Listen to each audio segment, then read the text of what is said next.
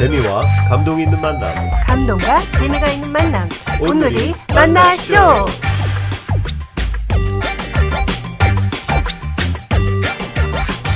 안녕하세요. 오늘이 만나쇼의 제임스 장. 크리스틴 장입니다. 신앙생활을 한다고 하면 몇 가지 특징이 있을 텐데요. 일단 교회에 가고요. 또 설교를 듣고요. 기도도 하고요. 또 성경을 읽겠죠. 네, 그 중에서도 특히 성경은 신앙인들의 교과서잖아요. 하지만 예나 지금이나 교과서는 읽기 싫은 법, 성경 읽기에 소홀해지기 쉬운데요. 그래서 오늘 저희가 귀한 분을 모셨습니다. 네, 당신이 먼저 말씀을 읽고 깊이 묵상하시면서 또 나태한 신앙인들에게 정신을 바짝 차리도록 도전하고 계시는 분입니다. 오늘의 게스트 우리 김재은 목사님을 모셨습니다. 예. 네, 안녕하세요. 안녕하세요. 네, 안녕하세요, 안녕하세요. 목사님. 예, 목사님은 목사님이 되시기 전에 사회 경력이 풍부하신데요. 어떤 일들을 하셨어요? 예, 대학을 졸업하고 공군 장교로 가서 네. 4년 반 동안 공군 참모총장 4명을 모셨어요. 우리 군인을 네. 먼저 하신 거네요. 네, 그리고 제가 중위로 제대를 하고 그다음에 제대한 후에 저 무역회사에 공채로 들어가서 네. 또 섬유출부에서 한 1년 했나? 네. 그러고 종합상사가 무역회사. 예, 무역회사. 네. 지금 옛날엔 좋았는데 지금은 없어진 회사죠. 예. 그다음에 이제 신문사에 가서 또 한 7년 한창 한국이 정치적으로 어려울 때 한 7년 동안 이제 비서실에서 근무를 하면서 세상을 볼 수 있었고 네. 그다음에 그렇게 하다가 아무래도 내 젊음을 한 회장이나 사장께 드린다는 것이 너무 아까웠어요. 그래서 하나님께 주님께 드리기로 하고 30대 후반쯤 돼가지고 이제 접고 신학 공부를 시작을 했어요. 그래가지고 41살에 서울에 있는 온누리교회에서 이제 안수를 받고 네. 그렇게 사역이 시작이 됐죠 이제. 예, 그 참모총장님 하면요, 이분들 되게 무서운 분들이죠. 그렇죠. 그분들은 별이 넷이니까 네. 거기까지 네. 올라가려면 얼마나 예. 힘들었겠어요. 예. 그리고 공군 참모총장들은 전부 조종사거든요.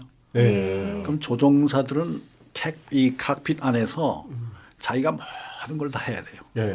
여럿이 못하니까. 네, 그 버튼 하나만 잘못 눌러도 죽는 큰일 거예요. 나죠. 네. 그 이분들이 엄청 까다로워요. 네. 엄청 예민하고 예. 그렇기 승질 때문에 좀 나쁘죠. 성질도 그럴 수 있고 그런데 그러니까 그분들을 모시려면 그분보다 더 예민해야 되죠. 예민하고 더 철저해야 지금 되는데 부관 같으신 거네요. 부관. 부관 의전장교니까 예. 오피셜한 프로토콜, 오피셜한 거를 전부 이렇게 플랜을 짜고 뭐 행사를 다 하고 하여튼 4년 반 동안 너무너무 복잡하고 힘들고 그러나 좋은 경험이 됐어요.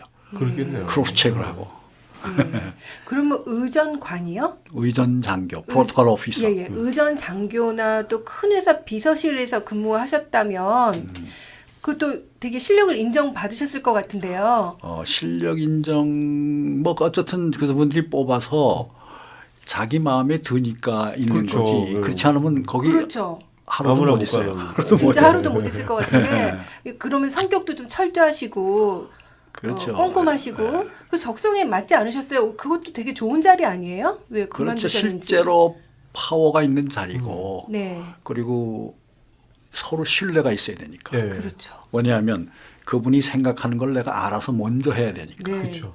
말씀하시기 전에. 그리고 뭐 뭘 얘기했을 때 오늘 몇 시야? 그러면 그 뭐 무슨 말씀입니까? 이러면 안 되는 거예요. 그러면 딱 미리 딱. 몇 시입니다. 이렇게 얘기해 줘야 돼요. 네. 그런 것들이 같은 이 마음이 같이 통하지 않으면 할 수 없는 일이 바로 그랬겠네요. 그 비서라는 건데 네. 비서 생활을 한 12년을 한 것 같아요.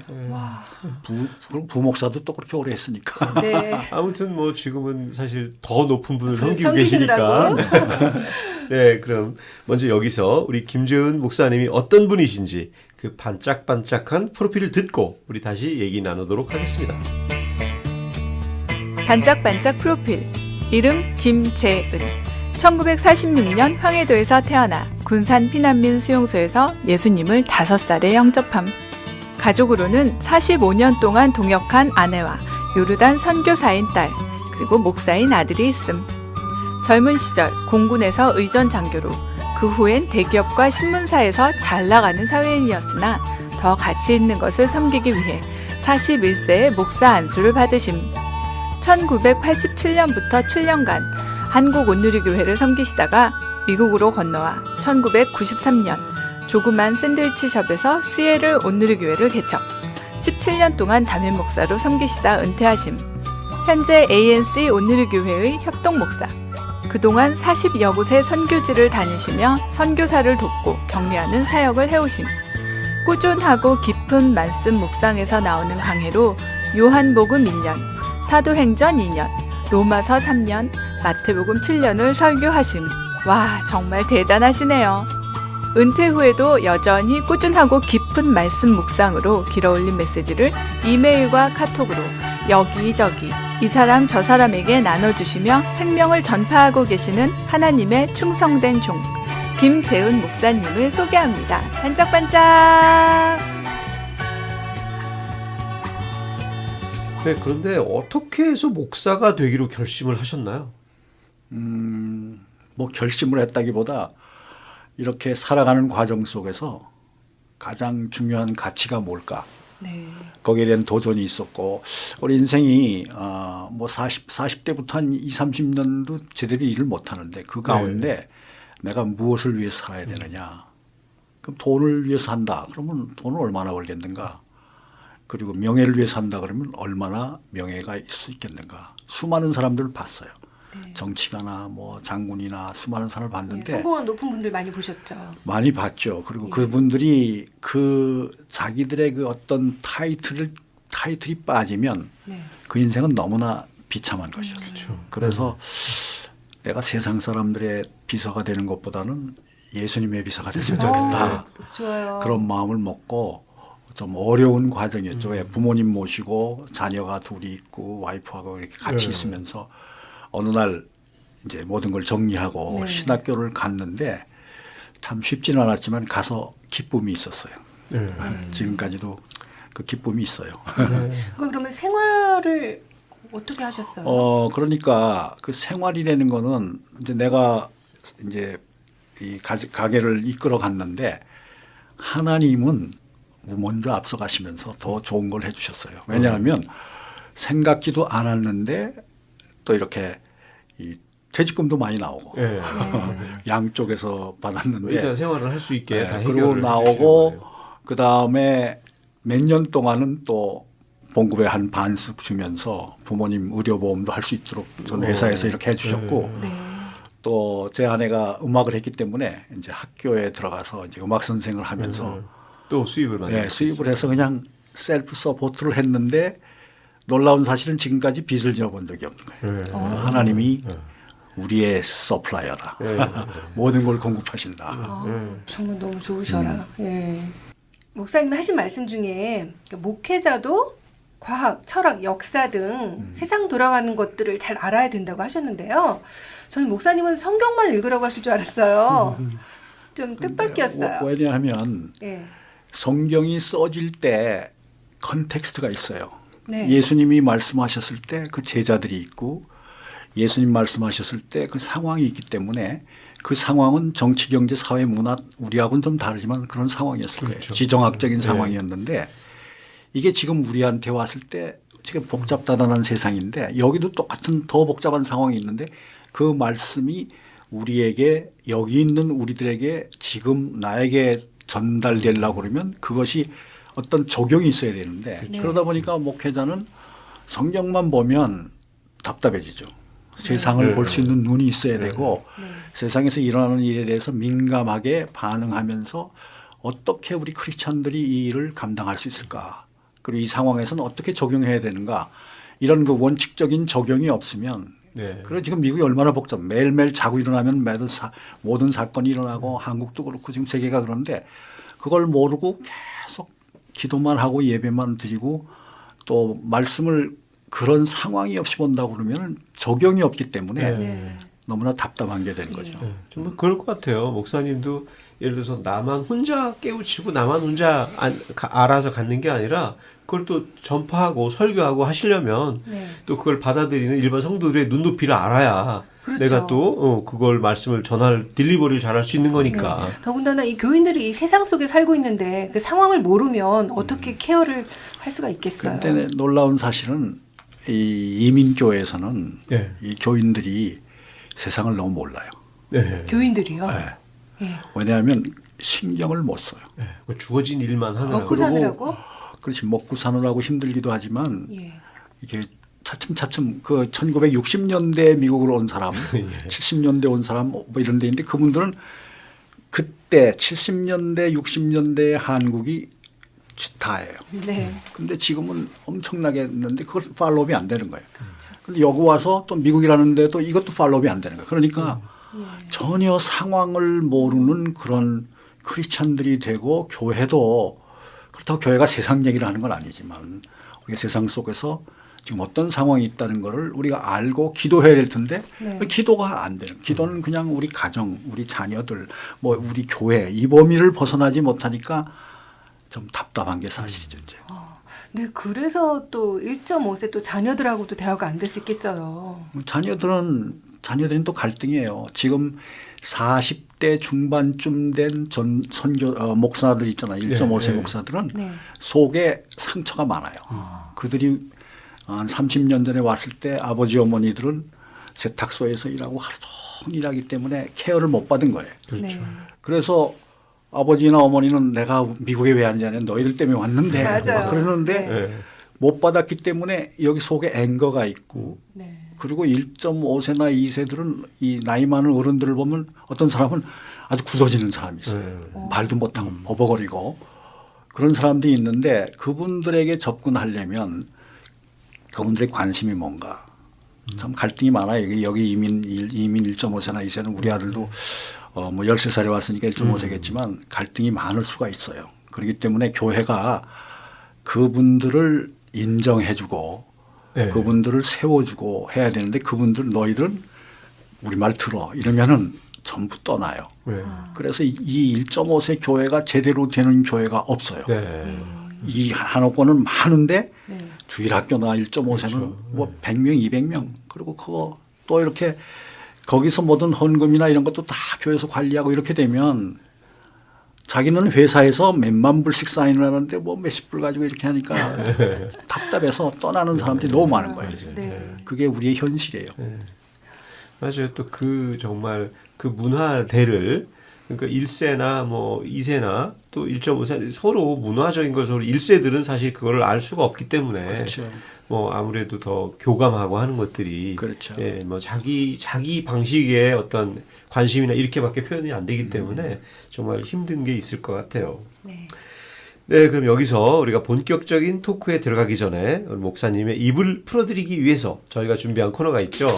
이름하여 이풀기 OX 퀴즈.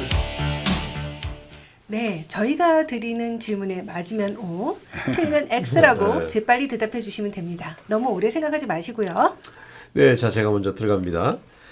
첫 번째 질문입니다. 네, 은퇴하고 나니까 너무너무 편하다. X. X. 네. 아내와 노상 같이 있으니 싸울 일이 많다. X. 네. 나는 뭘 하나 붙잡으면 끝장을 보는 편이다. 그렇진 않아요. 네, X. 네. 마지막 할 질문입니다. 때까지만 해. 나는 사람을 쉽게 사귀는 편이다. 그렇진 않아요. X. 아니, 4개 다 X예요. 네. 네. 아니 근데 은퇴하고 나니까 너무너무 편하다. 저는 사실 목사님들이 그 설교 준비하고 이러려면 그게 또 스트레스가 많으시잖아요. 네. 그래서 요즘 은퇴하고 나시니까 편하실 것 같은데 또 그렇지 않은가 보죠? 그런데 이제 목사는 나는 뭐 이렇게 늦게 목사가 됐으니까 네, 네. 풀타임 목회는 한 25년 한 것 같아요. 네. 네. 그리고 이제 혼자 한 거는 17년 그렇게 했는데 목사는 말씀을 전하는 기쁨이 있어요. 네. 기쁨이 있고 또 설교를 하고 나면 내가 생각한 것보다 하나님이 나를 써주셨구나 하는 그 기쁨이 있어요. 네. 네. 그리고 그렇기 때문에 그리고 성도들이 또 이렇게 잘하는 걸 보면 기쁨이 있는데 그렇죠. 이 은퇴를 하니까 모든 것을 다 놓고 나니까 네. 허전한 거예요. 그래서 이 피유 말하자면 평신도의 자리로 퓨울핏 강단에서 내려오는데 네. 쉽지가 않아요. 네. 와 굉장히 허전하고 그러니까 말을 좀 해야 되는데 네, 들으려니까. 그리고 예배를 드리는데 예배를 인도하던 사람이 예배자가 되는 것이 그렇게 쉽진 않아요. 네. 그래서 사실은 예배를 인도하는 사람이 예배를 잘 못 드려요. 네. 누가 왔나 안 왔나 누가 오나 뭐 챙기셔야 될 게 이런. 많으시니까. 그러니까 예배를 드려야 되는데 그게 나한테는 한 거의 4, 5년 걸린 것 같아요. 예, 그냥 강대상에서 평신도로서. 예. 평신도의 자리로 내려오기가. 내려와서 예배 드리는데 자유함이 있는 게 한 4, 5년 걸린 것 같아요. 네. 지금은 괜찮아요. 네. 또 그런 어려움이 정말 있을 수 있겠네요. 근데 그래도 설교 준비가 다들 힘드시다고 목사님들은 그러시던데. 근데 뭐 설교 준비 세상 일에 쉬운 게 어디 있어요. 그런가요? 어떤 사람들에게 자기의 진술을 주려고 하면 목숨을 걸고 해야 되는 거 아니에요. 예술인도 그렇고 다 그렇고 뭐 네. 모든 사람들이 내 하는 일이 목숨을 건 일이 되지 않으면 네. 감동도 없고 네. 그리고 실제로 자기도 만족이 없는 거예요. 그러니까 네. 밤을 새서라도 열심히 하고 그리고 하나님의 말씀을 전하는 거는 내가 말씀을 깨달았을 때 기쁨이 있는 거예요. 네. 기쁨이 있기 때문에 그 기쁨을 나누는 거지. 네. 이거 어떤 걸 전해줘야 되겠다. 가르쳐야 되겠다. 근데 이 가르치려고 그러면 요즘 네. 누가 들어요? 그렇네요. 같이 쉐어하면 네. 같이 우리들이다 이렇게 했을 때 이렇게 공감대가 그렇죠. 되고 성령이 역사하면 그다음에 저 목사님은 내 편이구나 네. 이런 마음이 생기는 거예요. 네. 그게 목표인 것 같아요. 그러니까 당신들은 교수나- 배워야 됩니다. 그렇게 교수나 되면 선생님이 싫어요. 뭐 지식을 가리키는 게 아니니까. 네. 와, 그 목사님 목회하실 때 그 성도님들은 너무 행복하셨을 것 같아요. 이렇게 치열하게 말씀을 준비하셔서 또 이렇게 같은 눈높이에서 이렇게 나눠주시려고 하시던 목사님이시니까. 그러니까 이런 제가 시애틀 17년을 이제 뭐 샌드위치 앞에서 시작해가지고 이제 했는데 끝난 다음에 얘기가 목사님이 떠나니까 세상 돌아가는 걸 모르겠어요. 그런 얘기를 해요. 예. 왜 교회에 와서 세상 돌아가는 얘기 속에 말씀을 듣는 것이 너무 좋았는데 교인들이 바쁘니까 뭐 뉴스를 제대로 볼 수가 있나, 뭐 신문을 볼 그렇죠. 수가 또 있나, 뭐 이민생활이. 라디오를 들을 수 있나, 그리고 또 이제 언어의 그 장벽이 있기 때문에 그럼요. 한국의 신문을 보고 이걸 알 수 있으니까 굉장히 답답했는데 늦기도 하고. 늦기도 하고 뭐 그리고 그런데 또 신경을 쓸 짬이 없는 거예요. 맞아요. 그래서 이제 그런 거를 들으면서 지금 생각해 보면 교인들을 계도하고 네. 또 말씀으로 가르쳐 주시고 또 성령의 인도하심 따라 그들이 변화되고 헌신하는 과정을 인도했기 때문에 참 마음에 기쁨이 있었던 게 사실이에요. 네. 자, 두 번째 질문에 아내와 노상 같이 있으면 싸울 일이 많으실 것 같은데 아니라고 하셨어요. 우리가 결혼한 지 벌써 46년째 돼가요. 네. 예. 그러니까 이제 올해가 46년째 돼가는데 별로 싸워본 경험이 없는 것 같아요. 물론 의견 차이는 있을 수 있지만 네. 이렇게 뭐 싸운다 그게 어느 정도가 싸우는 건지 예. 그거는 잘 기억이 안 나고 그리고 뭐 이렇게 집어 던지고 뭐 그런 깨트리고 그래 본 적은 없으세요? 없고 그리고 지금 생각해 보면 그렇게 오랫동안 같이 있으면서 이렇게 반려자로서 서로 이해가 되고 말 안 해도 다 알고 네. 또 이렇게 다 너무 숨길 게 없기 때문에 차라리 네. 그게 편한 게 아닌가. 네. 그리고 같은 믿음을 가졌고 목회를 할 때는 뭐 저보다 더 교인들을 자세히 알고 애들 이름까지 다 알고 뭐 온 가족을 다 아는 그런 상황이었기 때문에 뭐 지금 같이 벌써 계속 목회할 때 뭐 같이 차 타고 다니잖아요. 네, 신방도 같이 같이 다니고 다니시죠. 한 번도 떨어져 본 적이 없는데 물론 선교지 여행 갈 때나 뭐 한 달 정도 이런 거 있었지만 하나도 불편함이 없었어요. 그리고 지금도 뭐 불편함이 없어요. 네. 부럽습니다. 자, 다음 질문이 나는 뭘 하나 붙잡으면 끝장을 보는 편이다. 그랬더니 뭐 그렇지는 않다고 그러셨어요. 그렇죠. 우리가 내가 무슨 비즈니스를 한다든지 네. 내가 무슨 연구를 한다든지 그러면은 끝장을 보겠지만 네, 무슨 학자라면 진짜 그런. 그렇죠. 그렇지만 게 성경을 필요하겠죠. 놓고 말씀을 가지고 준비하다가 저는 공부할 때도 이렇게 밤새서 한 적이 없어요. 시험이 내일에도 자야지. 그리고 이제 설교 준비를 최선을 다해서 하고 네. 그 다음엔 이건 써주십시오. 맡깁니다. 네. 네. 그러고서 가서 하지. 내가 이걸 잘해야 된다고 하면 스트레스가 너무 많아요. 맞아요. 그리고 또 그러면 또 그걸 이게 또 교인들 눈치를 자꾸 보게 되고 네. 교인들이 뭐라고 평가하나. 근데 자유함이 그건- 있으시네요. 네? 자유함이 있으세요. 자유함이 있죠. 왜냐하면 네. 이거는 내가 세상 일을 다 해보고 가장 좋은 것을 선택했고 내가 하는 것이 아니라 하나님이 시키는 일하기 때문에 종이기 때문에 종은 시키는 것만 하면 된다. 네. 그 나머지 결과는 하나님께 맡겨야 된다. 그러니까 굉장히 자유함이 나 있었어요. 왜 이렇게 네, 갑자기 자유로움이 느껴지지? 이게 정말 종이 되면서 더 자유로워지는. 그렇죠. 네, 시키는 대로 그러니까요. 시키는 대로 하면 되니까. 그러니까 요즘 그게 있어요. 종이 자유함, 종의 자유함. 네. 그게 요즘 그 샥이라는 영화도 나오고 그랬는데 네. 주님의 종이 되니까 자유함이 있는 거예요. 네. 네. 내가 다 책임지지 않아도 되니까. 그렇죠. 책임 회피는 아니고 최선을 다하고 다하는 결과는 거죠. 맡긴다. 네. 이거죠. 그렇죠. 나는 사람을 쉽게 사귀는 편이 아니라고 하셨어요. 그렇죠. 원래 제가 혼자 자랐기 때문에 굉장히 그 내성적인데 외동 아들이세요? 외동 아들이죠. 사실은 무녀 동남. 그런데 네. 이제 한국에서 내가 중학생 때 두 남매를 입양을 했어요. 네. 그래서 지금 부모님이 네, 동생이 남동생이 나하고 10년 차이고 네. 여동생이 12년 차이고 벌써 60 다 넘었죠. 이제. 네. 그리고 그 다음에 군대 생활을 하고 사회 생활을 하면서 인성 검사를 하니까 내성에서 이 외향적으로 해서 중간쯤 됐더라고요. 네. 그래서 지금은 그렇게 누가 뭐 내성적이라고 보진 않지만 근본적으로 볼 때는 사람을 이렇게 쉽게 사귀기보다는 들어주기는 들어주는데 그럼 나이 먹으면 또 새로 사귈 수가 없잖아요. 네, 목사님. 헌신의 영역이 없으면 신앙생활이 무의미하고 도전이 없다고 하셨어요. 어떤 의미로 하신 말씀인가요? 신앙생활 한다는 것은 옵션을 포기하고 하나를 잡아야 되는데 네. 네. 처음에 젊었을 때는 옵션이 많아요. 예. 그런데 세월이 지나가면서 점점 주님을 따라가 보면 없어요. 예. 하나님 외에는 주님 외에는 없기 때문에 그러네요. 예. 그게 헌신이에요. 왜냐하면 다른 걸 할 수가 없으니까 네. 다른 걸 해도 만족이 없어요. 그럼 다른 걸 다 포기해야 돼요? 포기하는 게 아니라 하다 보면 그 길로 간다는 거네요. 그렇죠. 베스트가 뭔지를 알게 되면 그것을 붙잡게 되면 예. 베터는 사선은 의미가 없어지는 거예요. 네. 그게 헌신이에요. 그러니까 헌신은 네. 굉장히 진행되는 과정 속에서 자연스러운 모습이라고 생각이 돼요. 네.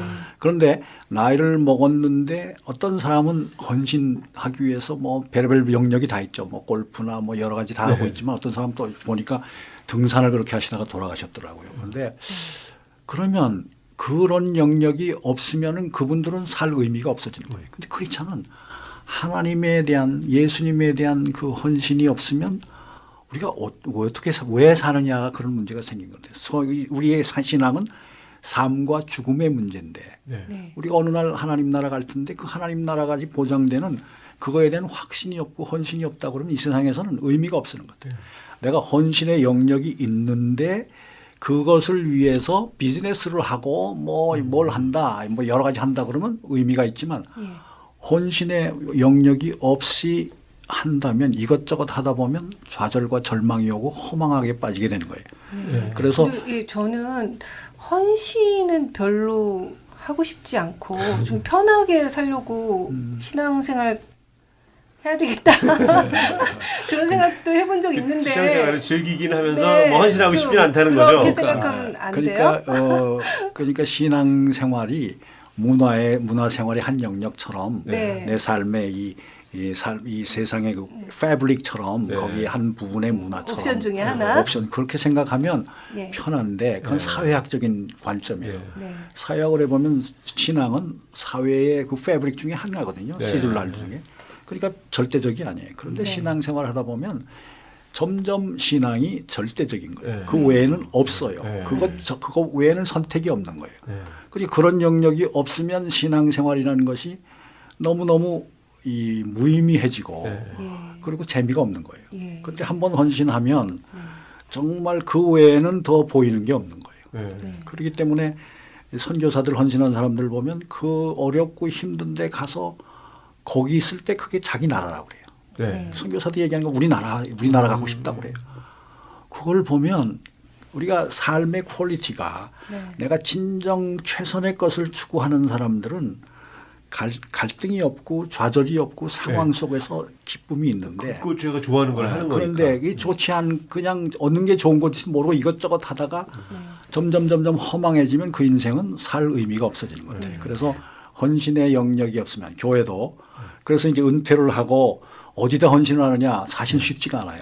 근데 저 같은 경우에도 뭐 목사니까 말씀 계속 보고 말씀을 보면서 그 말씀을 전하는 훈련도 하고 뭐 그러니까 전하는 기회도 별로 없으니까 이제 뭐 이 이메일도 보내고 이러면서 하는데 그리고 이제 끊임없이 또 이런 그 세계 돌아가는 걸 봐서 이제 선교사들에게도 알려주고 이렇게 하는 일을 하면서 내 기쁨이 있어요. 왜? 이것이 베스트이기 때문에 그러기 때문에 차선은 포기해야 되는 건데 차선도 가지고 최선도 가지려고 하면 이건 둘은 적인 거예요. 그렇네요. 그래서 차선을 포기하고 최선을 갖는 건 너무나 당연해요. 그래서 우리 교회도 뭐 천국은 마치 농부가 밭을 갈다가 보화를 발견하고 그걸 덮어놓고 다 팔았다. 베스트를 위해서는 차선을 다 포기하는 거예요. 네. 그것이 헌신이고 예. 그것이 기쁨이고 그것이 도전인 거죠. 저는 오히려 너무 헌신하면 재미가 없을 줄 알았는데 그 반대가 되나 봐요. 덜 헌신했어요. 그러니까 정말 목사님이 말씀하시는 헌신은 정말 내가 뭐 그걸 함으로써 정말 완벽한 기쁨을 얻고 이러는 것이 그냥 헌신이라는 말 자체가 원래 단어적으로는 내가 좀 힘들고 이런 것 같잖아요. 근데 전혀 그런 게 아니네요. 아니죠. 소 안에 자유함이 있고 그러니까 종은 주인 앞에 있을 때 자유함이 있는 거예요. 네. 그러니까 그 1984라는 잡지의 소설에 보면 저기 그 freedom is slavery, liberty is free slavery라는 말이 있어요. 그 이상하잖아요. 근데 우리도 종이니까 주님을 인정할 때 종으로서의 자유함이 있는 거죠. 네. 그게 진짜 자유라고 생각이 돼요. 또 그 주님이 정말 완전하고 또 완벽한 사랑을 갖고 계신 분이라면 얼마나 또 종이 행복하겠네요. 그렇죠. 그러니까 귀 꼽아가지고 일생 동안 하겠다고 하는 거예요. 예. 그러니까 헌신도 정말 제대로 해야지 적당히 하면 왜 이렇게 들탄 번개탄처럼 되는 건가요? 적당히 하는 헌신이 아니에요. 헌신이 아니고. 헌신 그건 아예 헌신 그렇죠. 영역이 예, 예. 아니에요. 약간 그리고 변화를 통해서 또 변화가 나를 헌신하게 한다고 예. 한 것처럼 예. 정말 말씀이나 은혜가 들어와서 내가 변화가 되면 그 헌신의 의미를 알 수 있을 것 같아요. 그렇죠. 네. 자연히 저절로. 자명해지는 거죠. 예. 자, 그리고 우리 그 목사님께서는 한 40여 차례 선교지, 특히 이슬람권을 다니시면서 선교사님들을 돕는 사역을 오래 해오셨는데요. 구체적으로 어떤 사역을 하셨나요? 그러니까 그 선교지를 다니게 된 동기가 네. 우리 교인들이 나갔어요. 네. 그러면 거기가 교구예요. 예. 신방 가는 그렇네요. 그래서 여름마다 교인들하고 같이 가고 그런 주로 이제 뭐 맨 처음에 투르크메니스탄, 아제르바이잔, 뭐 우즈베키스탄, 뭐 지금 에집트도 있고 키르기스탄도 있고 스탄자 들어가는 데는 많이 있어요. 네. 그리고 뭐 그런 또 몽골, 뭐 아프가니스탄 이런데 거긴 전부 열악한 데 아니에요. 그런데 목사님이 가시라고 해서 그분도 권유해서 아니 보내신 그거는 거예요?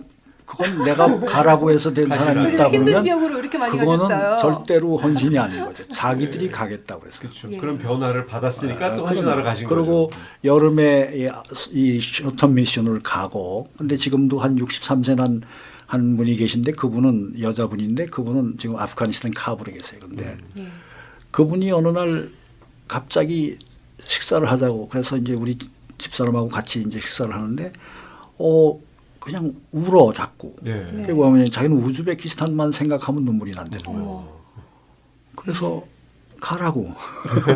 또 한 번은 어떤 분은 자기는 이제 한국으로 들어가게 됐는데 파송해 달라고 어디 아프가니스탄을 가겠대요. 그래서 또 보냈어요. 왜? 마음을 주셨으면 교회에선 보내면 되지. 뭐 퀄리파이가 돼 있냐 뭐 그런 거 보내고 안 맞으면 오면 되는 거예요. 네. 그래서 지금 그분들이 지금도 거기 있다가 우즈벡에서 쫓겨나니까 또 아프가니스탄에 가겠어요. 카불 뭐 뻥뻥 터지고 그러는데도 거기 있으면서 기쁨이 있는 거예요. 그거는 설명할 수 없는 그렇죠. 영역이에요. 그 강제로 가라고 한다고 해서. 내가 강제로 네. 가라고 해서 간 사람이 있다면 지금 또 한 여자분도 방글라데시가 있는데 거기 고아들 모아놓고 너무너무 기쁨이 있는 거예요. 거기 너무 못 사는 데고 그냥 어려운데 기쁨이 있는 거예요. 또 에집트에 있는 사람도 있어요. 에집트에 거기 가서 거기서 또 기쁨이 없으면 그래서 제가 이런 얘기를 해요. 기쁨이 없으면 하지 말라. 사역이 고역이 되면 그만둬라. 그렇게 얘기하는 거예요. 그게 기준으로 원칙이고. 봐도 되나요? 그러면 예. 그게 원칙이지. 예. 하나님의 일을 내가 뭐 하나님 봐주려고 내가 하는 것도 아니고 그런 아닌 것 같아요. 그래서 선교는 그래서 이제 그런 나라들을 다니게 됐고 아프리카도 가고 뭐 사우스 아프리카, 뭐 보츠와나, 뭐 레소토 또 이 마다가스칼 아프리카 뭐 그런 그런 데도 가보고 마다가스칼 파인딩 니모의 고향도 가보고 또 그러니까 그렇게 다니면서 이 하나님이 보시는 시각이 뭔가 네. 우리는 그냥 피상적으로 보는데 하나님이 보는 걸 내가 보는 거 그게 예. 비준이에요. 하나님 seeing what God sees 하나님 보시는 거를 보는 거 그러고 나니까 하나님의 마음을 아니까 신문을 봐도 뉴스를 봐도 아 저기에 하나님의 마음에 아픔이 있구나. 그래서 그 감동이 있고 관심을 가지고 보게 되는 것 이것이 네. 바로 삶의 어떤 그 도전이고 재미라고 생각이 돼요. 지금 말씀하신 그 비전의 정의가 저는 너무 멋진 것 같아요. 그러니까 하나님이 보시는 걸 내가 보는 거. 그냥 네. 내 비전이 아니에요. 그건 내 비전은 야망이에요. 네. 야망인데 야망 가지고 하나님의 비전이라고 생각하면 욕심인 것 같아요. 네. 근데 그것은 욕심은 결과로 나타나요. 나중에 열매를 보면 욕심이었다. 그러니까 우리가 하는 사역들이 그렇죠. 정말 우리가 하나님께 뭘 해서 바치는 게 아니라 하나님이 우리한테 주신 선물 같아요. 그럼요. 너희가 이걸 기쁨으로 하면서 즐겨라. 그거를 하면서 우리가 받는 그 기쁨이 그 자체가 하나님이 그걸 기뻐하시는 거고. 그렇죠. 그러니까 하나님이 보시는 걸 내가 보면 되는 거예요. 네. 그대로 가면 되는 거예요. 그거 모르면 막 숙제하는 것처럼 낑낑거리면서 투덜투덜하면서 할 수도 있잖아요. 그렇죠. 그러니까 사역이 고역이 되는 거죠. 예. 그러면 이제 목사님 그 선교지 방문하시면서 선교사님들 많이 만나시는데 그분들이 이제 기쁨으로 사역도 하시지만 또 나름대로 힘드신 부분들도 많이 있을 것 같아요. 주로 선교사님들은 어떤 문제로 힘들어 하시나요? 많이 힘들어해요. 예, 네. 이 방송을 또 전 세계에 계신 선교사님들이 또 많이 듣고 들으시죠? 계신데. 많이 힘들어 하는데 그래도 주님께서 명령하셨고 기쁨이 있기 때문에 하는데 네. 그거를 뭐 그 상황은 너무 열악하잖아요. 네. 열악하고 홀로 있어야 되고 외로울 것 같아요. 외롭죠. 네. 그리고 또 이렇게 설교를 하는 것도 아니고 그 사람들 만나서 그 나라 말 배우고 문화 배우고 그러면 그렇죠. 또 말도 잘안 통하고. 또 내쫓길 가능성도 있고 뭐 끌려가기도 하고 그리고 뭐 경제적으로도 쉽지 않고 또 환영받지 못하고. 그렇죠. 병원도 그렇고 열심히 해서 20몇 년 했더니 이 사람이 또 자기 배반하고 돈 맞아요. 달라고 그러고 뭐 네. 그러니까 그것이 선교지에 있는 것은 그렇게 선교지는 뭐 여행하는 거하고 전혀 다른 네. 그리고 우리가 단기로 갔다 보는 거하고는 전혀 다른 삶이 거기에 있다고 하면 쉽지가 않아요. 그런데 쉽지 않지만 그리고 선교사들이 가서 또 뭐 엄청난 일을 하는 것도 아니에요, 사실. 가서 그들을 사랑하고 근데 사랑하기 전에 미워해요. 왜냐하면 한 3년 4년을 하면서 이 사람들 때문에 내가 왔는데 왜 이렇게 이 사람들이 이러냐고 그러고 속상해하다가 그걸 넘어서 그 영혼에 대한 그 사랑이 생기기 시작하면 진짜 선교를 하는 것이죠. 그래서 이 곳곳에 다니면서 뭐 20년씩 이렇게 하신 분들을 보면 하나님이 귀하게 여기는 일을 하고 계세요. 그리고 자기들이 할 수 없는 일을 하나님이 하셨어요. 그래서 저는 이런 선교사들의 영역은 정말 특별한 영역이다. 물론 목회도 있지만 목회는 이게 세상 속에서 하는 거기 때문에 잘못하면 타협이 있고 또 세상의 물이 교회 안으로 더 들어온다는 거죠. 이 바다 위에 배가 떠 있는데 바다와 배는 딱 떨어져 있어야 되는데 구멍이 뚫려서 바닷물이 들어오는 그러니까 세상의 물결이 교회로 들어오고 교회가 세상을 변화시켜야 되는데 교회가 세상처럼 오염이 되니까 목회자는 또 거기 나름대로 또 고민이 있는 거예요. 갈등이 있고. 그러니까 하나님의 일을 하는데 딱 행복해서 하는 게 아니라 그렇게 어려운 가운데서 헌신하면서 주님만 바라보고 살든지 죽든지 내 몸에서 그리스도가 존귀케 되기를 원한다는 그런 고백을 하면서 주님 따라가는 거죠. 주님 따라가는 길이 그렇게 뭐 신나는 길일 수도 있지만 너무너무 힘든 게 사실이에요. 어디 가도 힘들지 않은 사람이 하나도 없어요. 네. 그게 현실이에요. 근데 저는 그 많은 힘든 것들 중에 이게 참 힘들 것 같아요. 왜냐하면 금방 눈에 보이거나 뭐 결과가 그런 결과가 되게 더디잖아요. 없을 수도 있어요. 네, 없을 수도 있고 그게 참 너무 힘들 것 같아요. 외로운 것도 뭔가 결과가 눈에 보이면은